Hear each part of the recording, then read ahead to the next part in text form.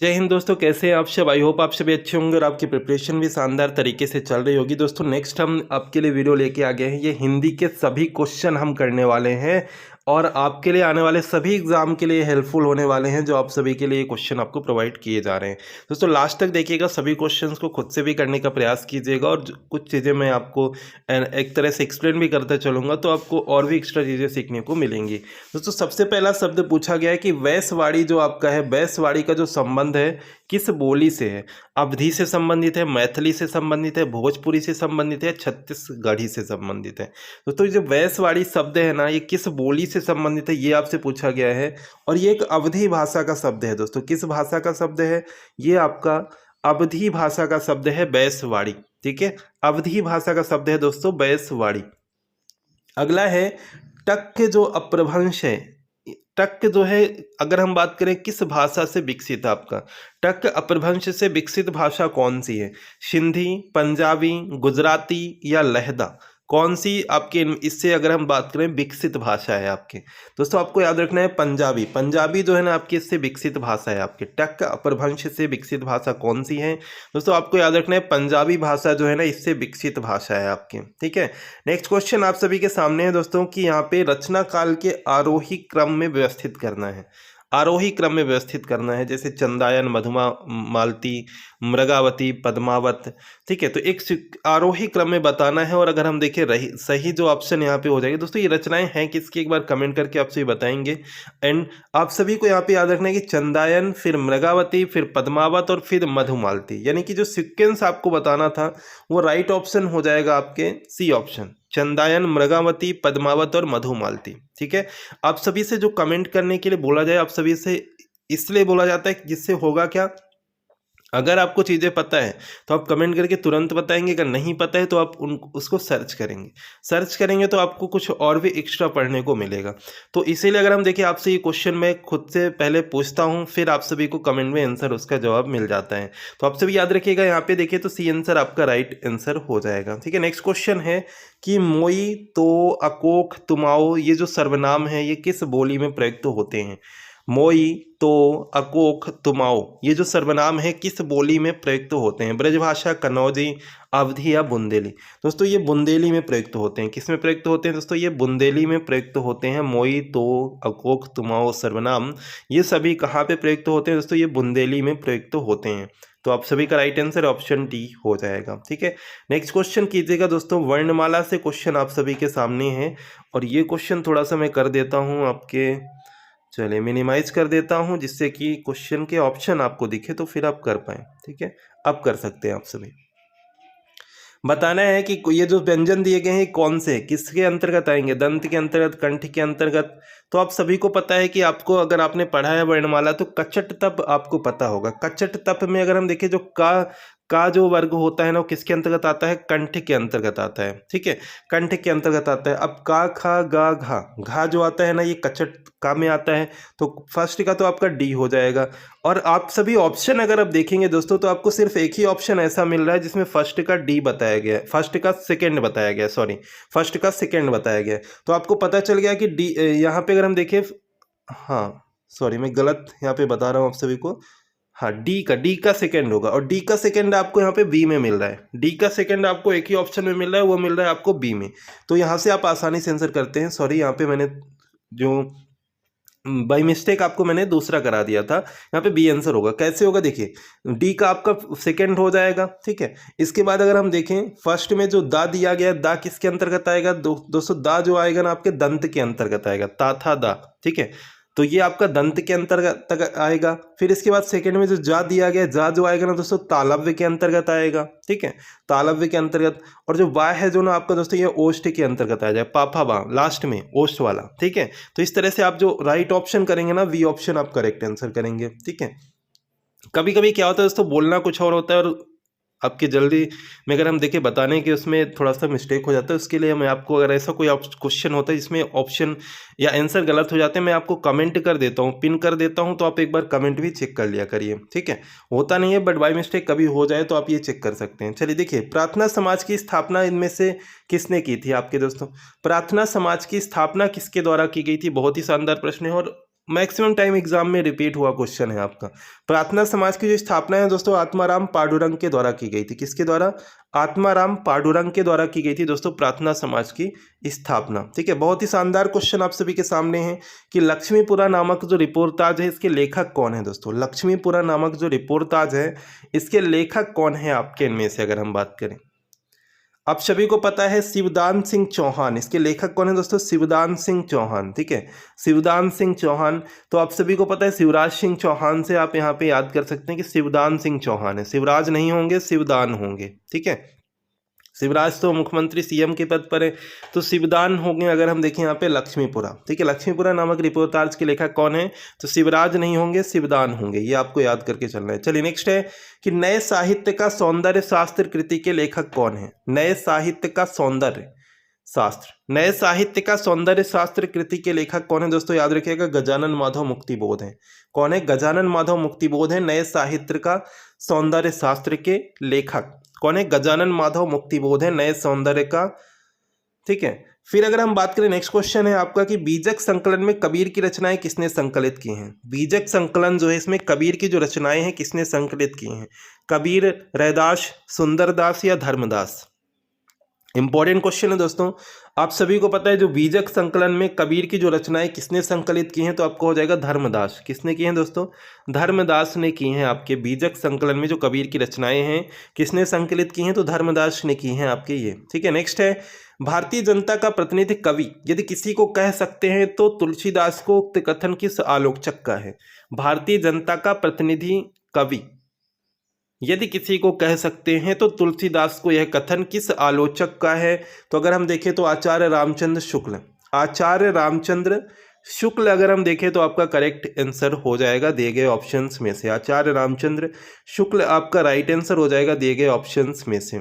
ठीक है, ये क्वेश्चन कीजिएगा, बहुत ही शानदार प्रश्न है। ग्रंथ का नाम दिए गए, कृतिकार दिए गए, आपको बताना है क्या करेक्ट आंसर हो जाएगा, क्या राइट आंसर हो जाएगा। दोस्तों आपको यहाँ पे देखना है, देखिए 84 वैष्णव की वार्ता, तो ये किसकी है? गोकुलनाथ की है। ठीक है, तो अगर हम देखें तो ये हो गया। भक्तमाल अगर हम देखें किसकी है, तो ये नाभादास की है, तो ये बी हो गया। ठीक है, ये आपका ए हो गया, ये बी हो गया। भाव प्रकाश अगर हम देखें किसकी है, तो ये आपके हरिराय की है, सी हो गया। वल्लभ दिग्विजय जो है यदुनाथ की है, तो आपका क्या हो जाएगा? डी हो जाएगा। तो ये आपका राइट आंसर हो जाएगा ऑप्शन फर्स्ट। ठीक है, नेक्स्ट क्वेश्चन है दोस्तों कि अवध विलास नामक कृति के रचयिता कौन है? पहला ऑप्शन है तुलसीदास, दूसरा है केशवदास। नेक्स्ट स्लाइड में देखेंगे तो दोस्तों याद रखिएगा यहाँ पे हो जाएगा लालदास। ठीक है, क्या हो जाएगा? लालदास आपका राइट आंसर हो जाएगा। नेक्स्ट क्वेश्चन कीजिएगा। नेक्स्ट क्वेश्चन दोस्तों है, नेक्स्ट क्वेश्चन आप सभी के सामने है कि दुल्हराम सिंह दुल्हेरी यह पंक्ति जो है तुलसीदास के किस काव्य ग्रंथ की है? यह पंक्ति जो है तुलसीदास के किस काव्य ग्रंथ की है दोस्तों? तो याद रखिएगा ये गीतावली की है। ठीक है, दुल्हराम सिंह दुल्हेरी यह पंक्ति जो है ना दोस्तों किस काव्य ग्रंथ की है? तो गीतावली की है आपके। ठीक है, याद रखिएगा आप सभी। नेक्स्ट है बिहारी किस वर्ग के कवि हैं? बिहारी जो है किस वर्ग के कवि हैं? रीतबद्ध, रीत सिद्ध, रीत मुक्त, किस वर्ग के कवि हैं दोस्तों? तो ये रीत सिद्ध। बिहारी जो है ना दोस्तों रीत सिद्ध वर्ग के कवि हैं। किस वर्ग के? रीत सिद्ध वर्ग के कवि हैं दोस्तों बिहारी। ठीक है, सी आंसर आप सभी का करेक्ट आंसर हो जाएगा। कौन सी रचना इनमें से केशवदास की नहीं है? विज्ञान गीता, रतन बावनी, रासविलास, वीर सिंह देवचरित। कौन सी रचना इनमें से केशवदास की नहीं है दोस्तों इनमें से दिए गए ऑप्शंस में से? तो आप सभी को याद रखना है कि रासविलास जो है केशवदास की नहीं है। ठीक है, रासविलास जो है केशवदास की नहीं है। जैसे विज्ञान गीता केशवदास की है, रतन बावनी केशवदास की है, वीर सिंह देवचरित केशवदास की है। रासविलास जो है केशवदास की रचना नहीं है। किसकी रचना है आपके रासविलास? बताइए कमेंट करके किसकी रचना है आपके रासविलास। चलिए इस क्वेश्चन को कीजिएगा, इस क्वेश्चन को कीजिएगा आप सभी। सूची फर्स्ट एंड सेकेंड को सुमेलित करना है, क्या करेक्ट आंसर हो जाएगा? सूची फर्स्ट एंड सेकेंड को सुमेलित करना है, क्या करेक्ट आंसर हो जाएगा?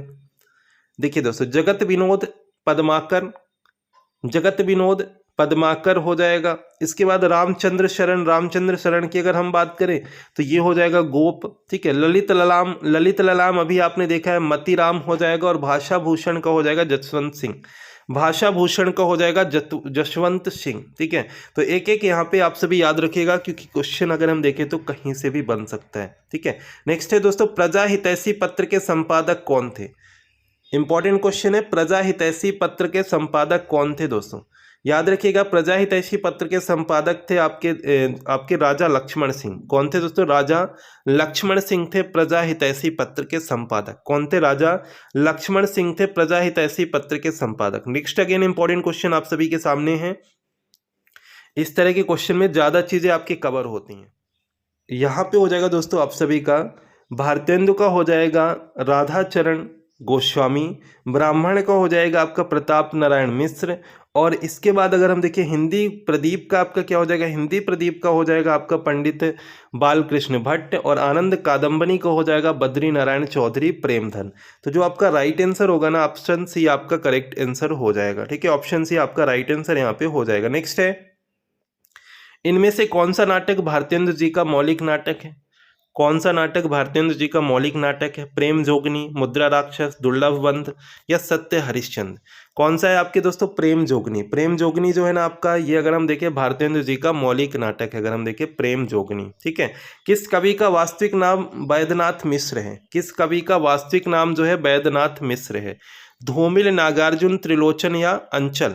दोस्तों याद रखिएगा नागार्जुन, ठीक है। आपका हो जाएगा नागार्जुन का वास्तविक नाम क्या है? वैद्यनाथ मिश्र, ठीक है। नागार्जुन का वास्तविक नाम क्या है? वैद्यनाथ मिश्र है, याद रखिएगा आप सभी। कुंवर नारायण की कविताएं किस सप्तक में संकलित हैं? कुंवर नारायण की जो कविताएं हैं किस सप्तक में संकलित हैं? तार सप्तक, दूसरा सप्तक, तीसरा सप्तक या चौथा सप्तक? तो आपको याद रखना है तीसरा सप्तक। कुंवर नारायण की कविताएं किस सप्तक में संकलित हैं? तीसरा सप्तक हो जाएगा राइट आंसर, ठीक है। नेक्स्ट क्वेश्चन दोस्तों की प्रयोगवादी कविता में जो आपके देखे कि भावना है, किंतु हर भावना के सामने एक प्रश्न चिन्ह लगा हुआ है। इस प्रश्न चिन्ह को आप बौद्धिकता कह सकते हैं, कथन किस आलोचक का है? प्रयोगवादी कविता में भावना है किंतु हर भावना के सामने एक प्रश्न चिन्ह लगा हुआ है, और इस प्रश्न चिन्ह को आप बौद्धिकता कह सकते हैं, कथन किस आलोचक का है? तो आपको दोस्तों याद रखना है, यह कथन है धर्मवीर भारती का। किसका कथन है? धर्मवीर भारती का कथन है दोस्तों, आप सभी याद रखिएगा, इंपॉर्टेंट है। अगर हम देखें नेक्स्ट क्वेश्चन कीजिएगा, मैथिली शरण गुप्त की निम्न रचनाओं को रचना काल के आरोही क्रम में व्यवस्थित करना है, ठीक है। मैथिली शरण गुप्त की रचनाओं को आप सभी को पता है कि मैथिली शरण गुप्त की रचनाओं का जो क्रम हो जाएगा, सबसे पहले भारत भारती, फिर साकेत, फिर यशोधरा और द्वापर। तो ये भी याद रखिएगा कि इनमें से कोई भी रचना अगर आपसे पूछी जाए कि भारत भारती किसकी रचना है, तो मैथिली शरण की। साकेत पूछा जाए किसकी रचना है, मैथिली शरण की। यशोधरा पूछा जाए तो मैथिली शरण। द्वापर पूछा जाए मैथिली शरण। कोई भी एक एक रचना करके आपसे पूछ सकता है, तो याद रखिएगा सभी रचनाओं को। चलिए नेक्स्ट है, प्रेमचंद के उस उपन्यास का नाम बताइए जिसमें अनमेल विवाह के दुष्परिणाम बताए गए।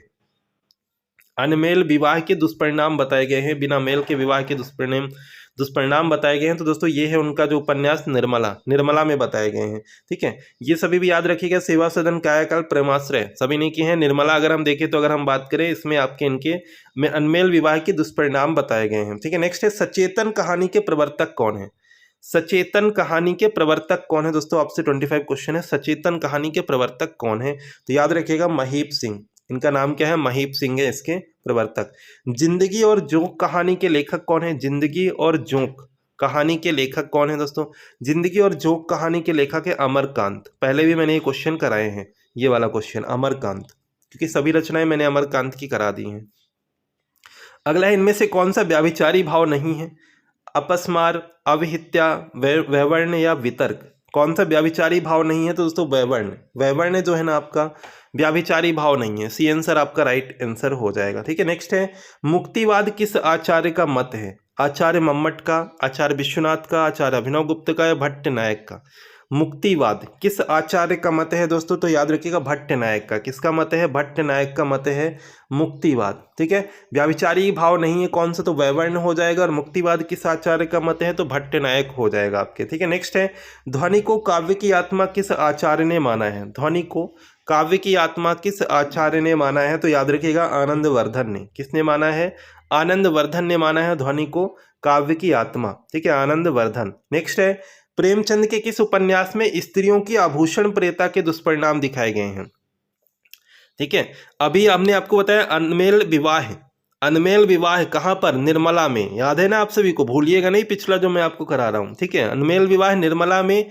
और यहाँ पे स्त्रियों के आभूषण प्रेता की अगर हम बात करें किसमें दुष्परिणाम दिखाए गए हैं? तो गबन में। बाकी ये रचनाएं भी इन्हीं की हैं, गोदान, निर्मला, सेवा सदन, ठीक है। तो ये रचनाएं इनकी याद रखिएगा, पूछा जा सकता है। चलिए अगला प्रश्न कीजिएगा, सूचियों को सुमेलित कीजिए। क्या करेक्ट आंसर, थोड़ा सा मैं मिनिमाइज कर देता हूं तो आपको क्लियरली समझ में आएगा। चलिए कीजिएगा आंसर। कुरु कुरु स्वाहा, कुरु कुरु स्वाहा अगर हम देखें दोस्तों तो ये आपके मनोहर श्याम जोशी की है। 55 खंभेलाल दीवारें, 55 खंभेलाल दीवारें उषा प्रियमवदी की हैं। चाक की अगर हम बात करें दोस्तों, चाक किसकी है आपके, तो ये आपके देखें तो आपके पुष्पा मैत्रेयी की है और महाभोज मनु भंडारी की है। महाभोज मनु भंडारी की है, तो आपको हो जाएगा ऑप्शन बी। ऑप्शन बी आपका राइट आंसर है दोस्तों। क्वेश्चन यहाँ से बन सकते हैं। नेक्स्ट है अशोक के शिलालेख किस लिपि में उपलब्ध हैं। अशोक के दोस्तों शिलालेख जो है किस लिपि में उपलब्ध है, ये आपसे पूछा जाए तो आपको याद रखना है ब्राह्मी लिपि में। किस लिपि में उपलब्ध है दोस्तों, ब्राह्मी लिपि में अशोक के शिलालेख जो है उपलब्ध है। परीक्षा गुरु उपन्यास के लेखक कौन है, परीक्षा गुरु उपन्यास के लेखक कौन है आपके दोस्तों, तो याद रखिएगा परीक्षा गुरु उपन्यास के लेखक है लाला निवास दास। कौन है आपके दोस्तों, लाला निवास दास हैं परीक्षा गुरु उपन्यास के लेखक, लाला निवास दास। ठीक है। अंधा युग किस विधा की पुस्तक है, अंधा युग दोस्तों किस विधा की पुस्तक है, नाटक, गीत नाट्य, कविता या उपन्यास, तो याद रखिएगा गीत नाट्य। ठीक है। गीत नाट्य अगर हम देखें अंधा युग किस विधा की पुस्तक है, तो गीत नाट्य की पुस्तक है। ठीक है। शेक्सपियर के नाटक मर्चेंट ऑफ वेनिस का अनुवाद भारतेंदु ने किस नाम से किया है। ठीक है। शेक्सपियर के नाटक जो है मर्चेंट ऑफ वेनिस का अनुवाद जो है भारतेंदु के द्वारा किस नाम से किया गया है, तो दुर्लभ बंधु के नाम से किया गया दोस्तों। किस नाम से, दुर्लभ बंधु के नाम से किया गया है दोस्तों। तो आप सभी भी आंसर आपका करेक्ट आंसर हो जाएगा। ठीक है। साधारणीकरण सिद्धांत का अवर्ण किसे माना जाता है, भट्टलोलक, भट्टनायक, मम्मट या आचार्य विश्वनाथ को। तो साधारणीकरण सिद्धांत का जो अभिकर्ता माना जाता है वो भट्टनायक को माना जाता है। ठीक है। शिव प्रसाद सितारे हिंद की किस पुस्तक, ये क्वेश्चन हम नेक्स्ट स्लाइड में कर लेते हैं। तो यहाँ पे किसकी भाषा संस्कृत निष्ठ हिंदी है, ये आपसे पूछा गया है, तो आपको याद रखना है मानव धर्मसार। ठीक है, मानव धर्मसार हो जाएगा। चलिए अगला क्वेश्चन कीजिएगा दोस्तों, रस से आपका एक रिवाइज हो जाएगा आपके यहाँ पे। इस क्वेश्चन को करने के बाद मैं एक बार मिनिमाइज कर देता हूँ जिससे ऑप्शन आपको दिखे। ठीक है। अगर एक भी आपको पता है ना तो आप आसानी से आंसर कर सकते हैं। अगर आपको एक भी पता है तो आसानी से आंसर कर सकते हैं। रौद्र का क्या होता है, क्रोध होता है। रौद्र का क्रोध होता है, करुण का शोक होता है। तो फर्स्ट में आपको जहाँ पे भी अगर हम देखें, फर्स्ट में आपको जहाँ पे भी अगर हम देखें यहाँ पे आपको देखने को मिले, फर्स्ट में आपको जहाँ पे भी देखने को मिले आपको देखिए यहाँ पे आपके क्या पूछा गया, स्थायी भाव पूछा गया। ठीक है, स्थायी भाव आपसे पूछा गया है। और अगर आपको यहाँ पे देखें कि आपका जो राइट आंसर हो जाएगा, तो आपको पता है कि करुण का क्या होता है, शोक होता है, तो फर्स्ट का डी हो जाएगा। ठीक है, फर्स्ट का डी हो जाएगा, करुण का शोक। बीभत्स का अगर हम देखें जुगुप्सा है तो सी हो जाएगा। और रौद्र का आपको पता है क्रोध है तो बी हो जाएगा। अद्भुत का विस्मय है तो ए हो जाएगा। DCBA कहाँ पे दिख रहा है, बी ऑप्शन में दिख रहा है। बी ऑप्शन आपका राइट आंसर हो जाएगा। ठीक है, चलिए अगला क्वेश्चन कीजिएगा। थोड़ा सा टाइम भी ज़्यादा हो रहा है वीडियो को, तो आप सभी लास्ट तक देखा करें क्योंकि टाइम तो आपको देना पड़ेगा। झरना को छायावाद की प्रयोगशाला किस आलोचक ने माना है, झरना को छायावाद की प्रयोगशाला किस आलोचक ने माना है दोस्तों, याद रखिएगा आचार्य रामचंद्र शुक्ल ने माना है। किसने माना है, आचार्य रामचंद्र शुक्ल ने झरना को छायावाद की प्रयोगशाला माना है। ठीक है, आचार्य रामचंद्र शुक्ल।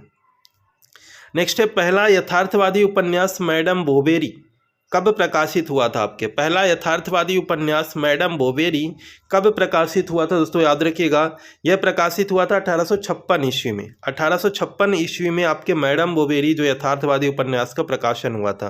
तो पहला यथार्थवादी उपन्यास मैडम बोवेरी कब प्रकाशित हुआ था दोस्तों, कब हुआ था, 1856 में हुआ था, 1856 में हुआ था। ठीक है दोस्तों, प्रेमचंद के अधिकांश उपन्यास कैसे हैं, यथार्थवादी हैं, आदर्शवादी हैं, आदर्शोन्मुखी यथार्थवादी हैं, कैसे हैं। देखिए दोस्तों, प्रेमचंद के जो अधिकांश उपन्यास है ना वो आदर्शोन्मुखी यथार्थवादी हैं। कैसे हैं, आदर्शोन्मुखी यथार्थवादी हैं। तो आप सभी का राइट आंसर ऑप्शन सी।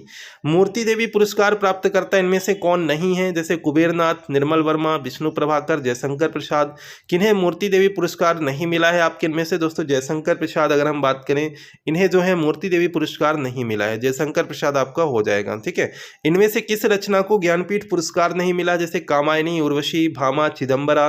तो याद रखिएगा कामायनी को अगर हम देखें तो ज्ञानपीठ पुरस्कार नहीं मिला। कामायनी किसकी रचना है, एक बार बता दीजिए फिर कमेंट करके, काफी टाइम से क्वेश्चन नहीं पूछा। ठीक है, कामायनी किसकी रचना बताइएगा क्योंकि इसे ज्ञानपीठ पुरस्कार नहीं मिला है।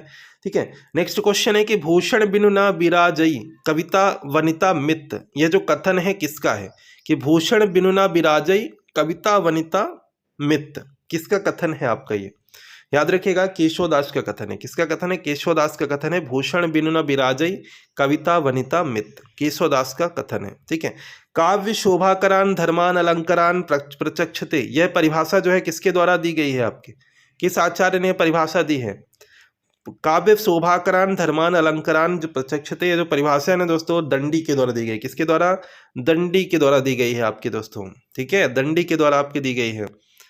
चलिए नेक्स्ट क्वेश्चन कीजिएगा। हिंदी साहित्य की भूमिका के लेखक कौन है आपके? हिंदी साहित्य की भूमिका के लेखक कौन है? तो आपको याद रखना, हिंदी साहित्य की भूमिका के लेखक हजारी प्रसाद द्विवेदी। कौन है दोस्तों? हजारी प्रसाद द्विवेदी हैं हिंदी साहित्य की भूमिका के लेखक। कौन है? हजारी प्रसाद द्विवेदी हैं हिंदी साहित्य भूमिका के लेखक।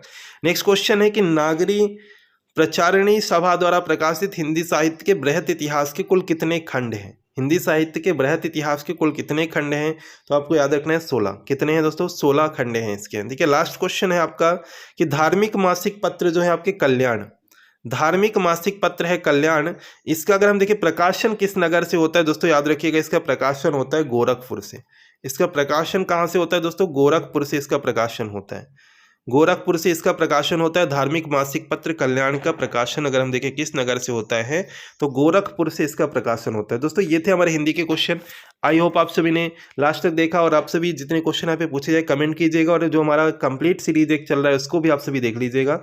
ये आपके लिए हेल्पफुल रहेंगे आने वाले एग्जाम के लिए। और पटवारी के एग्जाम अगर अभी नहीं हुआ है तो हो सकता है क्वेश्चन आपके इन्हीं में से आपको देखने को मिल जाए, क्योंकि बहुत ही अच्छे प्रश्न है आपके। चलिए मिलते हैं नेक्स्ट वीडियो में। चैनल को सब्सक्राइब कर लीजिएगा, बेल आइकन प्रेस कर लीजिए, इससे आने वाली वीडियो का नोटिफिकेशन भी आपको मिलता रहे। Thank you.